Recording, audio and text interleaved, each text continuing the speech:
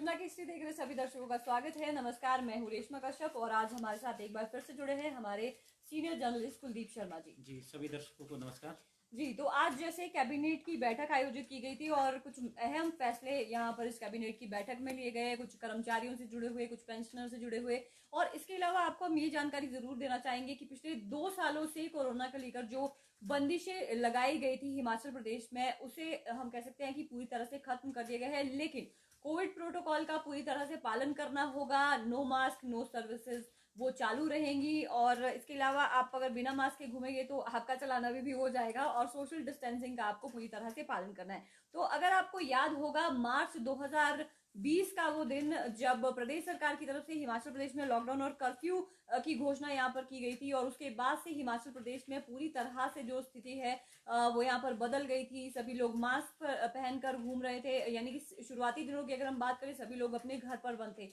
School बंद हो गए थे, कॉलेजेस बंद हो गए थे, जितने भी शिक्षण संस्थान है सब बंद हो गए थे। मंदिरों में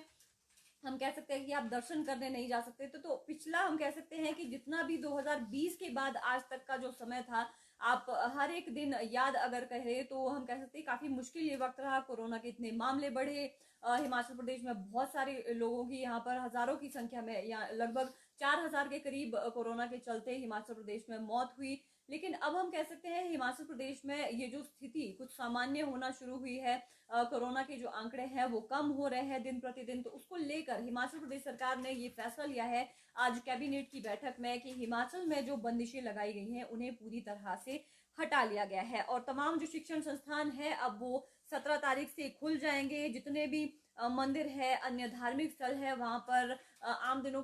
जैसे नॉर्मल डेज होते थे उसकी तरह आयोजन शुरू हो जाएंगे। लंगर वहां पर शुरू हो जाएंगे, मंदिरों में भंडारा और बाकी जितने भी धार्मिक आयोजन है वो फिर से आयोजित यहाँ पर किए जाएंगे। और इसके अलावा हम आपको ये जरूर बताना चाहेंगे कि पिछली से पिछली साल यानी कि 2020 में इतनी ज्यादा स्थिति थी कि उस वक्त तो जो बजट सेशन है उसे भी स्थगित करना पड़ा था। तो उस हम कह सकते हैं इतने मुश्किल समय के बाद आज ये प्रदेश सरकार ने फैसला जो लिया है, बंदिशों को प्रदेश सरकार ने हटाया है। लेकिन कोविड नियमों का यहाँ पर पूरी तरह से पालन करना होगा। तो इस कैबिनेट की बैठक में क्या क्या जो महत्वपूर्ण फैसले लिए गए हैं कर्मचारियों और पेंशनर्स को लेके, सर हम जानना चाहेंगे, जिसको लेकर काफी लंबे अरसे से हिमाचल प्रदेश के जो एम्प्लॉयर्स और पेंशनर्स है वो इंतजार कर रहे थे, तो उनको कुछ राहत यहाँ पर प्रदेश सरकार ने जरूर दी है। जी हाँ, प्रदेश के कर्मचारियों के बाद जो है आज मंत्रिमंडल बैठक में पेंशनरों को लेकर भी जो है राहत दी गई है और इसके तहत जो है 1,73,000 जो प्रदेश के जो पेंशनर हैं उनको जो है पंजाब की तरफ पे जो है वित्तीय लाभ देने की जो है घोषणा की गई है। इस पे जो है एक जो अहम बात जो उभर कर सामने आई है, इसमें जो न्यूनतम जो एक पेंशन होती थी, वो जो पेंशन या पारिवारिक पेंशन होती थी वो 3500 रुपये थी, उसे भी जो है अब बढ़ाकर जो है 9,000 रुपये कर दिया गया है। और ग्रेचुइटी की जो सीमा है उसको जो है 10 लाख से बढ़ाकर जो है 20 लाख कर दिया है। और एनपीएस के जो श्रेणी में जो आते हैं कर्मचारी, उनको भी जो है इसके दायरे में जो है लाया जा रहा है। इस तरह जो है प्रदेश सरकार अब अपने जो पेंशनर है और जो पारिवारिक पेंशनर है उनको जो है लगभग 1785 करोड़ के वित्तीय लाभ देने जा रही है। और जो ये नए वेतनमान के बाद जो ये पेंशनरों को लेकर पीछे लंबे समय से जो उम्मीद जताई जा रही थी कि जब कर्मचारियों से जुड़े मसले जो है सरकारी स्तर पर सभी हल हो जाएंगे, उसके बाद जो है सरकार पेंशनरों को भी यही वित्तीय लाभ देगी, उस पर जो है आज औपचारिक रूप से जो है मोहर लग गई है। और इसके अलावा बैठक में ये भी निर्णय लिया गया जो 80 साल से जो अधिक आयु के जो पेंशनर है या पारिवारिक पेंशनर ले रहे हैं उनको जो है अतिरिक्त जो पेंशन का जो लाभ भी है वो भी मिलेगा। इसके अलावा जो लगभग ग्रेचुइटी और जो पेंशन के जो दायरे में आएंगे वो 43,000 ऐसे भी पेंशनर है जो 1 जनवरी 2016 और 31 दिसंबर 2021 के बीच जो सेवानिवृत्त हुए हैं, उनकी संख्या लगभग 43,000 है। उनको भी जो है 250 करोड़ के जो है वित्तीय लाभ जो है सरकार देने जा रही है। और आपको ध्यान होगा कि जेसीसी की बैठक जो है गत नवंबर माह में 27 नवंबर को हुई थी, उसमें जो है कर्मचारियों को पंजाब की तर्ज पर जो है वित्तीय लाभ देने की घोषणा की थी। इसी के अलावा जो है पेंशनरों को भी जो है वित्तीय लाभ देने की बात कही गई थी, जिस पर जो है आज मंत्रिमंडल में जो है मोहर लगी है। जी जी हाँ, और जिस तरह से हमने आपको बताया कि जो बंदिशें हैं यहाँ पर हट गई हैं और काफ़ी लंबे अरसे से लोग इंतज़ार कर रहे थे। जो जिम संचालक है वो काफ़ी लंबे अरसे से इस फैसले का इंतज़ार कर रहे, तो उन्हें भी कहीं न कहीं राहत मिली है। क्योंकि कैबिनेट के फैसले में आज फैसला लिया गया है कि जितने भी जिम है, सिनेमा हॉल है और जितने भी जैसे मैंने आपको पहले बताया कि जो मंदिर है, धार्मिक अन्य संस्थान है, इन सभी को खोलने का जो निर्णय है यहाँ पर लिया गया है। क्योंकि सिनेमा हॉल जो संचालक हैं और इसके अलावा जो जिम संचालक है, उन्हें काफ़ी मुश्किलों का सामना करना पड़ रहा था क्योंकि वो प्रॉपरली उसे चला नहीं पा रहे थे। क्योंकि इससे पहले जो कोविड नियम थे, जो यहाँ पर निर्देश जारी किए गए थे, इन्हें बंद रखने का यहाँ पर जो फैसला है यहाँ पर लिया गया था। लेकिन अब हम कह सकते हैं कि हिमाचल प्रदेश में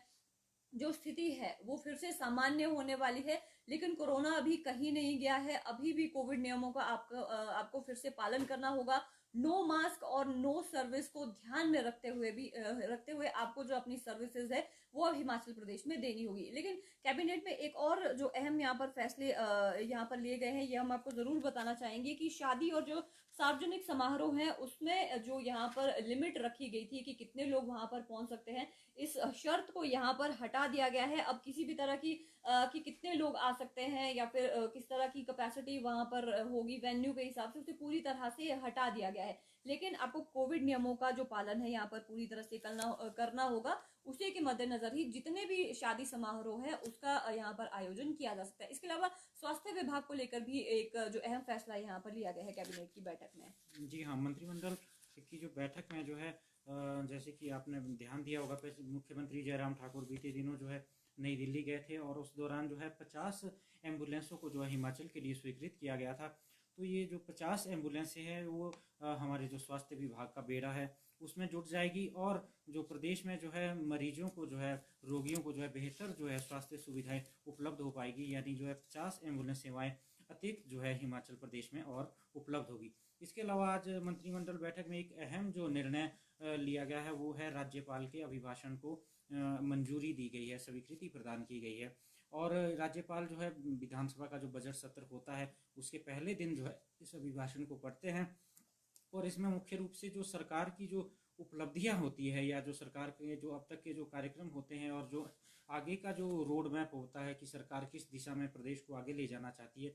उसका जो एक जो है झलक उसमें जो है देखने को मिलेगी। और इस जो अभिभाषण को जो है आज मंत्रिमंडल की तरफ से स्वीकृति प्रदान की गई। इसके अलावा जो है कई उपमंडल भी खुले हैं, चिकित्सा और शिक्षण संस्थान भी खुले हैं और जो है विभिन्न विभागों में लगभग जो 182 के करीब जो है पदों को भरने एवं सृजित करने की जो है अनुमति प्रदान की गई है। यानी जो नए शिक्षण संस्थान या स्वास्थ्य संस्थान या जो तहसील स्तर के या जो अन्य जो दूसरे संस्थान खोलने का जो आज निर्णय लिया गया है उनके लिए बाकायदा जो है पदों का सृजन भी किया गया है ताकि जो है इस तरह की स्थिति जो है पैदा ना हो। इसके अलावा जो है मंडी जो विश्वविद्यालय जो है शिमला के बाद आपने ध्यान दिया होगा कि दूसरा जो प्रदेश का जो विश्वविद्यालय जो खुलने जा रहा है उसको लेकर जो एक औपचारिक जो है एक जो अधिनियम में जो एक औपचारिकता रहती है उसको भी जो है अनुमति दी गई। यानी जो हिमाचल प्रदेश जो सरदार पटेल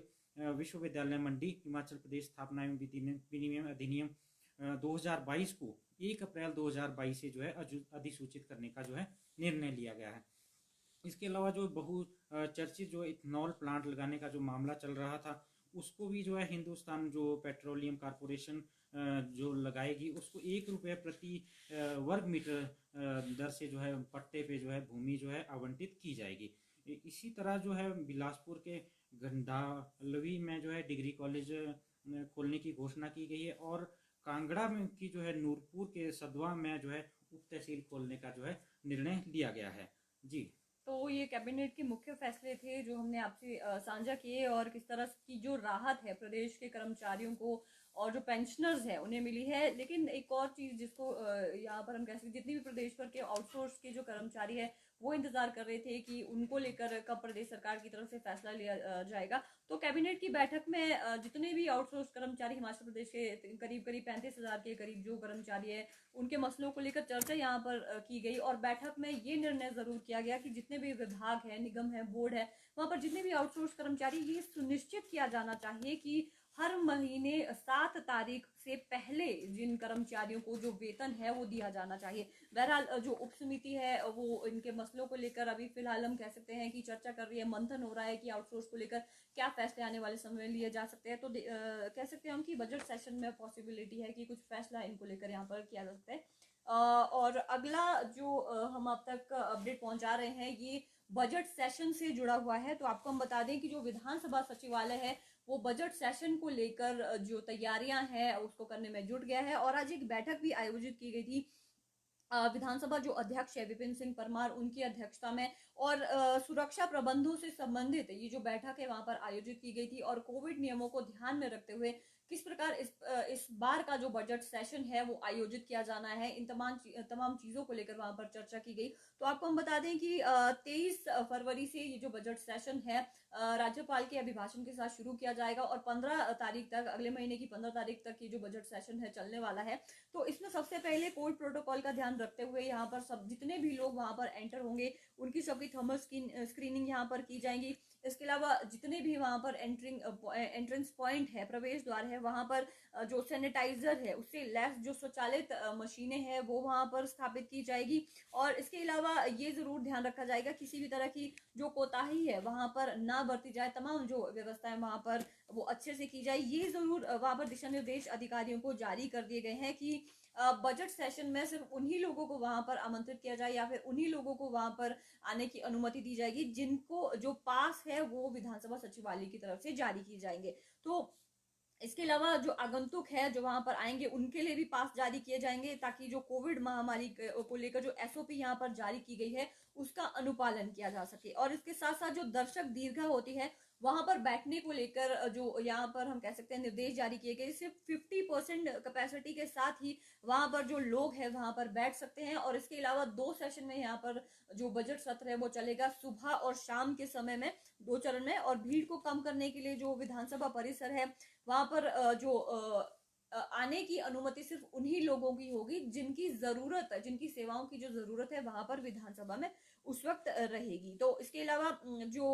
जितने भी प्रशासनिक जो सचिव है, विभाग अध्यक्ष है, उनसे आग्रह किया गया है कि सत्र से संबंधित जो कार्य है, जरूरी कार्य है, केवल उन्हीं को ही पास जो है उसके लिए ऑनलाइन आवेदन भेजा जाए। और अधिकारियों को ये भी निर्देश जारी किए गए हैं कि सत्र के दौरान जो विधानसभा सचिवालय है, सदन है, मुख्य द्वार है,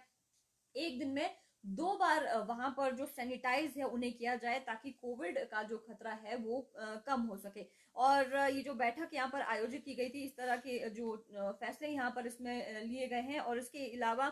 बैठक में ये भी निर्णय लिया गया कि जो विधानसभा सचिवालय है इसमें ई प्रवेश जो पत्र है ऑनलाइन आवेदन पर ही दिया जाएगा, यानी कि पास के लिए आपको ऑनलाइन यहाँ पर इसे अप्लाई करना होगा, क्योंकि ई विधान जो प्रणाली है उसके तहत विधानसभा सचिवालय ने इसे ऑनलाइन तरीके से यहाँ पर जो है मुद्रित करेगी आने वाले अभी विधानसभा सत्र के लिए। और ई प्रवेश पत्र पाने वाले ये पत्र है ये पाने वालों के लिए अनिवार्य होगा। और क्यूआर कोड के माध्यम से जो फोटो युक्त ये जो ई प्रवेश पत्र है उसको लैपटॉप के माध्यम से यहाँ पर प्रमाणित किया जाएगा। और इसके अलावा ये चीज भी वहां पर कही गई कि ये जो पास मुहैया करवाया जाएगा विधानसभा सचिवालय की तरफ से, इसे स्थानांतरित नहीं किया जाएगा, यानी कि जिसके नाम पर ये पास बनाया जाएगा वही वहां पर प्रवेश पा सकेगा। उनके किसी एक व्यक्ति के पास पर कोई दूसरा व्यक्ति वहां पर पास लेकर वहां नहीं एंटर कर पाएगा। और इसके अलावा जितने भी प्रेस से जुड़े हुए लोग हैं उनके लिए जो गेट नंबर 3, 4, 5 और 6 गेट नंबर है वहीं से उनका प्रवेश रखा गया है। और इसके अलावा कोई भी जो सरकारी अधिकारी या कर्मचारी है उनके और अन्य जो पास धारक है अपना जो शासकीय पास है किसी अन्य को स्थानांतरित नहीं कर सकते। अगर ऐसा कोई मामला सामने पाया जाता है तो उसके खिलाफ जो यहाँ पर कार्रवाई अमल में लाई जाएगी। और इसके अलावा हम कह सकते हैं कि जो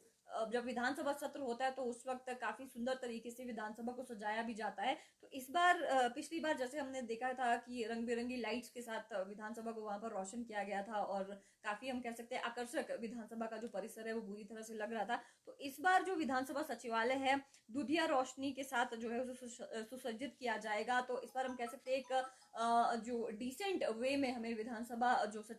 परिसर है वो देखने को मिलेगा। तो ये विधानसभा से जुड़ी हुई जो अपडेट है वो हमने आपको बताई है। विधानसभा सचिवालय की आज की तरफ से जो बैठक आज आयोजित की गई थी सत्र को लेकर, तो मुख्य ये जो फैसले हैं यहाँ पर इसमें किए गए हैं। तो अगली जो खबर है ये HRTC पीस मील कर्मचारियों से जुड़ी हुई है। काफी लंबे अरसे से वो इंतजार कर रहे थे कि उन्हें अनुबंध आधार पर कब लगाया जाएगा, लेकिन उनका ये कहना है कि जो विभाग में जो बाबू है वो कहीं ना कहीं उन्हें अनुबंध पर लाने के लिए रोड़ा बन रहे हैं। जी हाँ, HRTC में जो है पीस मिल जो वर्कर है पहले भी काफ़ी समय से जो है हड़ताल कर रहे थे, और उसके बाद जब निदेशक मंडल की बैठक में इनका जो मामला गया है उसमें जो है इनको अनुबंध पे लाने की बात कही गई थी, लेकिन इन आदेशों पे जो है अभी तक जो है अमल नहीं हो पाया है। और जो BOD की बैठक है, जो निदेशक मंडल की बैठक है, वो जो है 2 माह पहले हो चुकी है। यानी अभी तक जो है इनके ऊपर जो है जो अपने जो प्रबंधन के तौर पे जो है स्तर पे जो है निर्णय नहीं लिया गया है। और ऐसे में जो है जो पीस मिल वर्कर है उन्होंने जो है अब फिर से जो है चेतावनी दी है कि अगर उनकी मांगों को अगर पूरा नहीं किया जाता तो वो जो है फिर से जो है अपनी मांगों को लेकर आंदोलन कर सकते हैं। और इसी सप्ताह जो है उन्होंने जो है मांग की है कि उनकी जो डिमांड जो पहले मान ली गई है उसको जो है सिरे चढ़ाया जाए। उनका यह भी आरोप है कि जो डिवीजन स्तर पर जो है बाबू है या जो एक लिपिकीय जो स्टाफ होता है वो जो है उनके जो मामले को जो है लटका रहा है। ऐसे में कहीं ना कहीं जो एक जो फाइल है, जो एक हमारे जो एक प्रक्रिया होती है, एक लाल फीताशाही, उसमें जो है वो फाइलों में अटक कर रह गया है मामला, और ये मामला जो है आगे नहीं बढ़ पाया है। और इसके लिए जो लिपिकीय स्टाफ को जो है उन्होंने जो है दोषी ठहराया है। जी जी, तो हम कह सकते हैं कि जो पीस मील कर्मचारी है वो फिर से उन्होंने प्रबंधन को चेताया है कि उनकी मांगों को लेकर अगर जल्दी उन्हें पूरा नहीं किया जाएगा तो वो जल्दी ही फिर से हड़ताल पर जा सकते हैं। और जैसे पहले हम कह सकते हैं कि जो HRTC की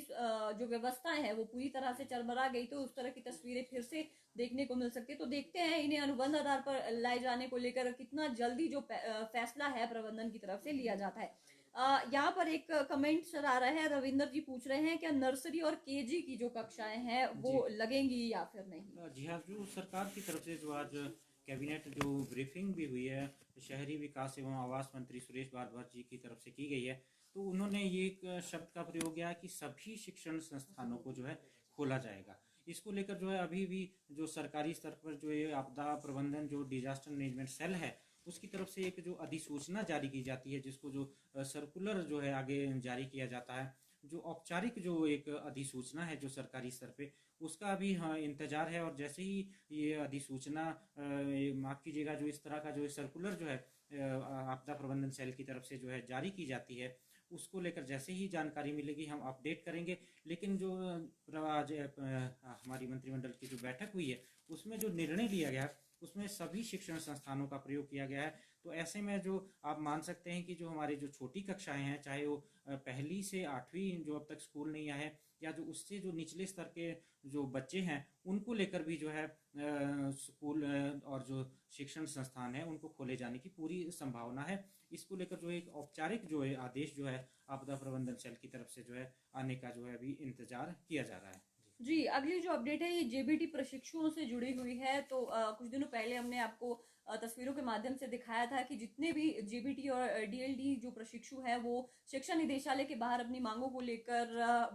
भूख हड़ताल पर बैठे हुए थे। तो आपको हम बताना चाहेंगे कि आज एक प्रतिनिधि मंडल मिला था मुख्यमंत्री से, और जो शिक्षक महासंघ है उनके साथ तो मुख्यमंत्री से जब मुलाकात हुई तो मुख्यमंत्री ने आश्वासन दिया इन प्रशिक्षुओं को कि इनकी मांगों को लेकर जल्दी जो फैसला है यहाँ पर लिया जाएगा। जब ये जो प्रतिनिधि मंडल है मुख्यमंत्री से मिला अपने मसलों को लेकर, तो उस वक्त मुख्यमंत्री ने वहां पर जो एडवोकेट जनरल है उनसे फोन पर बात की और उनके मामलों को जो JBT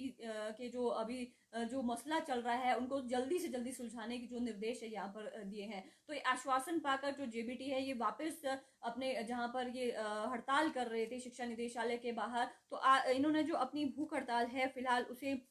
खत्म कर दिया है, तोड़ दिया है उसे। तो आपको हम बताना चाहेंगे कि ये जो जेबीटी प्रशिक्षु है ये काफी लंबे अरसे से अपने मांगों को लेकर संघर्षरत थे। प्रशासन के सामने भी कई बार अपनी मांगों को यहाँ पर उठा रहे थे, क्योंकि जो 2019 में ये जो परीक्षा यहाँ पर ली गई थी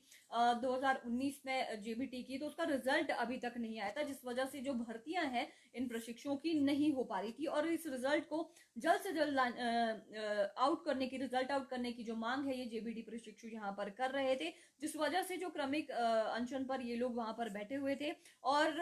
जो प्रशिक्षुओं को इन्हें जो प्रारंभिक शिक्षा निदेशक है उन्होंने पानी पिलाकर इस हड़ताल को जो है खत्म कर दिया गया है। तो आपको हम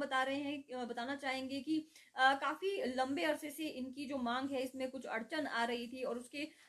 बाद हम कह सकते हैं कि 2019 और 20 में जो कमीशन और बैच भर्ती परिणाम है उसको निकलने के साथ ही 2020 और 21 में जो प्राथमिक स्कूलों में जो नए पद सृजित किए गए थे वो भी खाली पड़े हुए थे, और जिसको भरने की मांग ये जो प्रशिक्षु है काफी लंबे अरसे से कर रहे थे। तो कह सकते हैं कि मुख्यमंत्री के से जब ये मिले और उनसे जो आश्वासन फिलहाल मिला है, तो फिलहाल तो इन्होंने हड़ताल यहाँ पर खत्म कर दी है। तो अगर आने वाले समय में जल्दी कोई फैसला यहाँ पर नहीं अगर इनको लेकर किया जाता, तो आने वाले समय में क्या इनका रुख रहेगा उसको भी लेकर अपडेट हम आप तक जरूर पहुंचाएंगे। फिलहाल अगली जो खबर है वो हम आपको बताना चाहेंगे कि हिमाचल प्रदेश में अभी भी जो डॉक्टर्स हैं उनकी पेन डाउन स्ट्राइक चल रही है, जिसकी वजह से जो स्वास्थ्य सुविधाएं हैं काफी चरमरा गई हैं। जी हाँ, हिमाचल प्रदेश में जो नए वेतनमान देने के कारण जो वेतन विसंगतियों का जो मामला जो सामने आया है उसमें से जो है डॉक्टर भी जो है एक प्रभावित पक्ष है, और डॉक्टरों ने इसी को लेकर जो है अपनी पेन डाउन जो स्ट्राइक है उसको जो जारी रखा है, और 5 दिन जो है इस स्ट्राइक को जो अभी तक जो चल रही है उसके बावजूद भी जो है सरकारी स्तर पर जो है इसका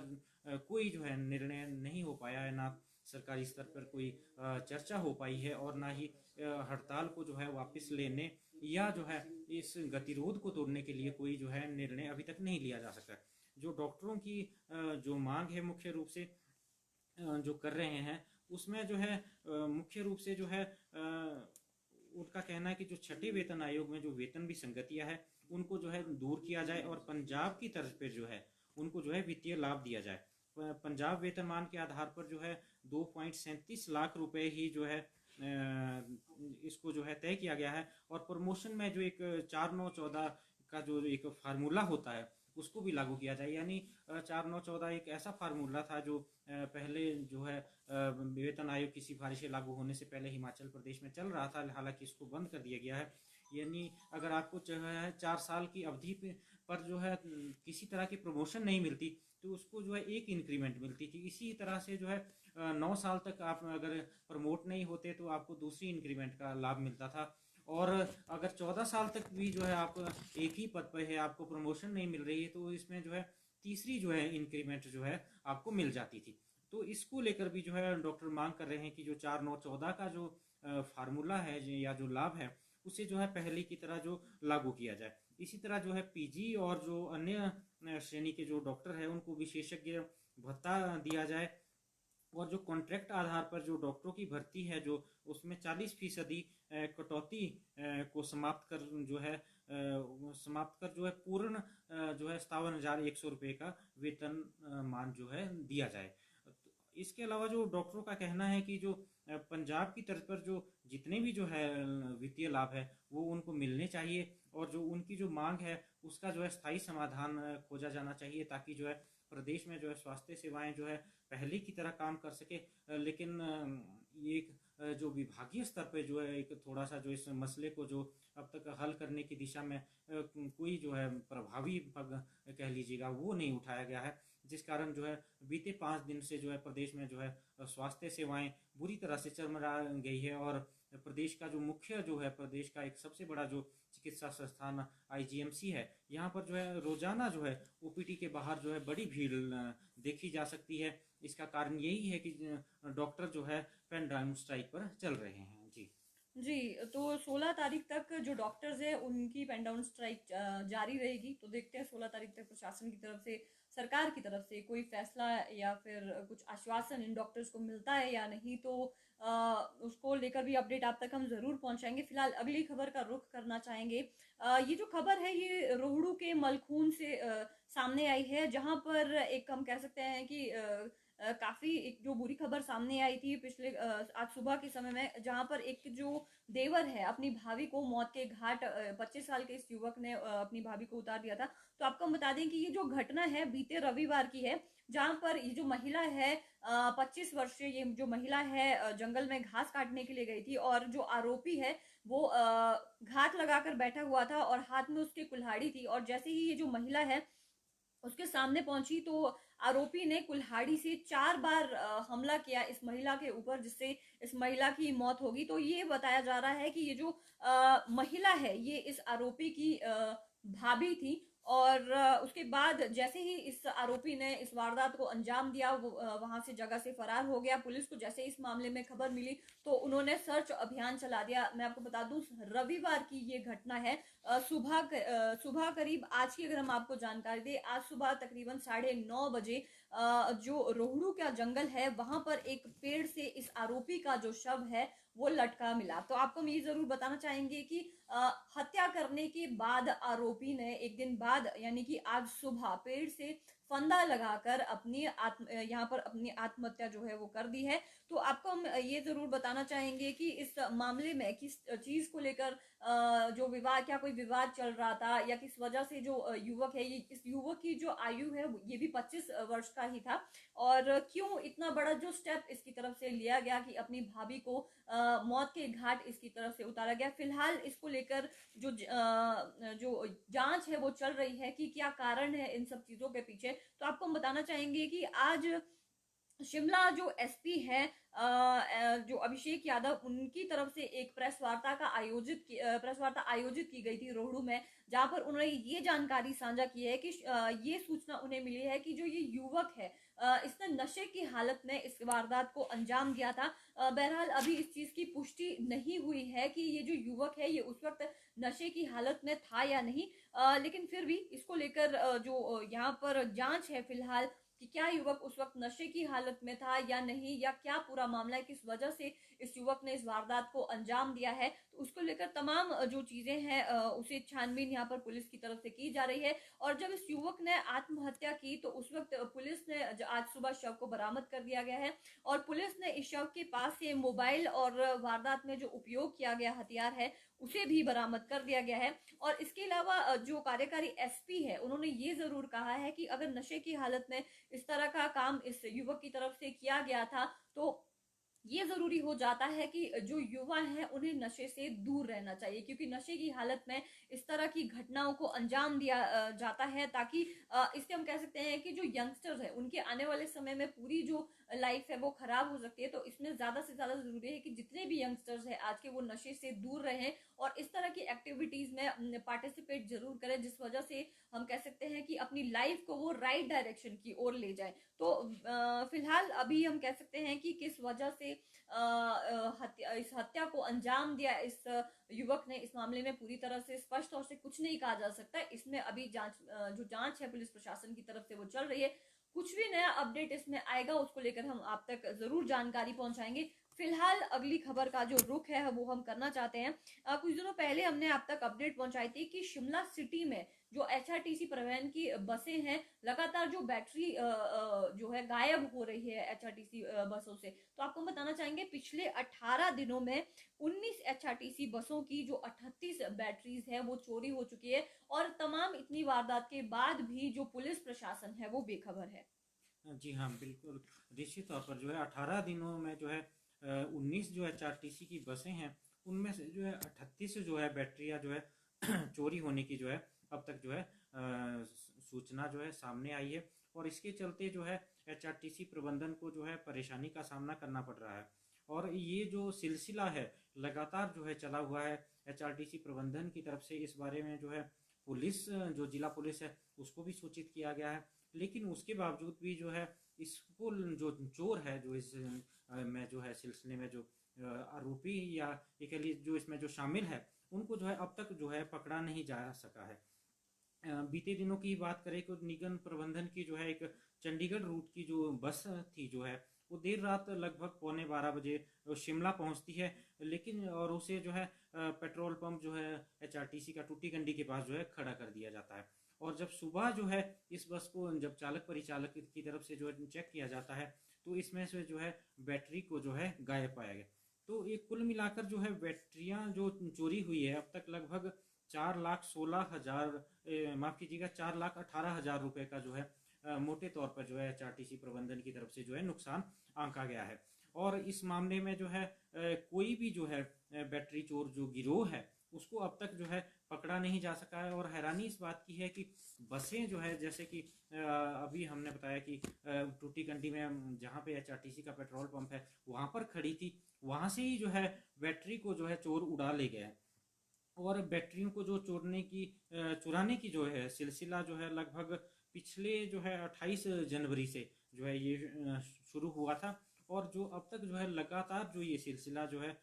जारी है। इसके लिए जो है निगम ने जो है 2 चौकीदार भी नियुक्त किए हैं, लेकिन अब तक जो है उनके हाथ भी कुछ नहीं लगा है। यानी जो 2 चौकीदार है वो भी शायद जो है रात्रि के समय सेवाएं देते होंगे, लेकिन अब तक जो है ना तो चोर गिरोह का पता लगा है और ना ही यह पता चल पाया है कि इसमें कोई गिरोह शामिल है या कोई इक्का दुक्का जो लोग हैं वो जो है इस घटना को अंजाम दे रहे हैं। इस बारे में जो है HRTC के जो DM है पवन शर्मा, जब हमारी उनसे बातचीत हुई, हमारे संवाददाता ने जब उनसे संपर्क किया तो उन्होंने कहा कि पुलिस जो है को इस बारे में जो सूचना दे दी गई है और पुलिस की गश्त भी जो है इस बारे में जारी है। और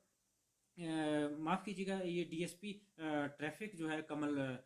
वर्मा ने जो है हमें जो ये जानकारी दी कि जो है पुलिस जो है अपने स्तर पर जो है जो आरोपियों को जो है पकड़ने का जो है तलाशी जो है उन्होंने शुरू की है, गश्त दे रही है। और जो मतलब जो निगम प्रबंधन की तरफ से जो सूचना दी गई है कि इस तरह के लोग शामिल हो सकते हैं, ऐसे जो आरोपियों को या जो ऐसे जो संदिग्ध लोग हैं या जो सचमुच जो है इस घटना में जो शामिल हो सकते हैं उनकी जो है धरपकड़ करने के जो है प्रयास जारी है। जी हाँ, क्योंकि ये काफ़ी चिंताजनक विषय है। जो चोर हम कह सकते हैं उनके इरादे इतने ज़्यादा बुलंद हो गए हैं कि शिमला जैसी जगह पर, शिमला सिटी में खुले तौर पर घूम रहे हैं, जो बसेस की बैटरीज है उसे चुरा रहे हैं। तो जल्दी इनको पकड़ने को लेकर देखते हैं पुलिस प्रशासन की तरफ से क्या नई रणनीति अपनाई जाती है ताकि इन चोरों को जल्दी से जल्दी पकड़ा जा सके। तो अगली जो अपडेट हमारी है ये कोरोना से जुड़ी हुई है कि प्रदेश में कितने नए मामले सामने आए। तो आपको हम बता दें पिछले 24 घंटों में 379 जो केसेस हैं वो नए सामने आए हैं। और अच्छी बात ये है कि पिछले 24 घंटों में किसी की भी मौत नहीं हुई है कोरोना की वजह से। तो ये केसेस कहाँ कहाँ से सामने आए मैं आपको बता दूं। बिलासपुर से 18 मामले सामने आए हैं, चंबा से 38 हैं, हमीरपुर से 46, कांगड़ा से सबसे ज्यादा 100 मामले हैं, किन्नौर से 5 केसेस है, कुल्लू से 9 है, लाहौल स्पीति से 1 है, मंडी से 73 है, शिमला से 35 है, सिरमौर से 26, सोलन से 14 और ऊना से भी 14 केसेस है। तो कुल मामले हो गए 379। और पिछले 24 घंटों में 770 जो लोग हैं कोरोना से जंग जीतकर घर जा चुके हैं। इसके अलावा जो एक्टिव केसेस है वो घटकर अब 3416 हो चुके हैं। और हिमाचल प्रदेश में कोरोना से मरने वाले जो लोग हैं उनका जो आंकड़ा है वो हम आपको बता दें